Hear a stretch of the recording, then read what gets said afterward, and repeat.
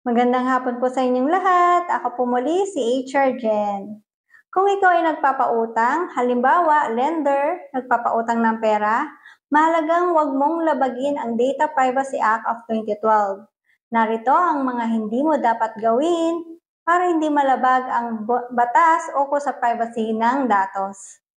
Una, huwag mo isiwalat ang personal na impormasyon ng umutang sa ibang tao nang walang pahintulot.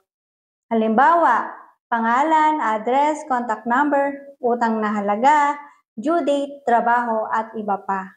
Pangalawa, huwag tawagan o padalhan ng mensahe ang pamilya, kaibigan, katrabaho ng umutang tungkol sa kanyang utang maliban kung may malinaw na pahintulot. Pangatlo, huwag manakot o manhiya sa publiko gamit ang impormasyon ng umutang. Halimbawa, pagpopost sa social media ng larawan at impormasyon ng umutang na may caption na hindi nagbabayad ng utang. Pananakot tulad ng ipapahiya kita sa barangay o ipopost kita sa Facebook, bawal po yun. Sunod, huwag mo kolekta ng labis-labis na impormasyon na walang malinaw na layunin. Kolektahin lang ang mga datos na kailangan sa pagpapautang, like ID, address, at contact information. Yun lang po.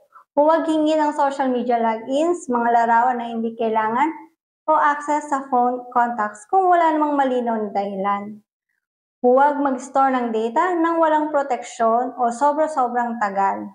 Kung tapos na ang utang at wala ng legal na dahilan para itago ang data, dapat ito ay ligtas na i-delete. Siguraduhin secure ang storage ng information, katulad ng password at protected encrypted. Huwag gamitin ang impormasyon para sa ibang layunin maliban sa pinagkasunduan. Halimbawa, kung ginamit mo ang contact info para sa marketing pero hindi pumayag ang umutang, ito ay paglabag. Paalala, bilang nagpapautang, maaari kang magpa-sign ng privacy notice o consent form para malinaw kung paano mo gagamitin ang data ng umutang. Muli, ako po si HR Jen. Maraming salamat po.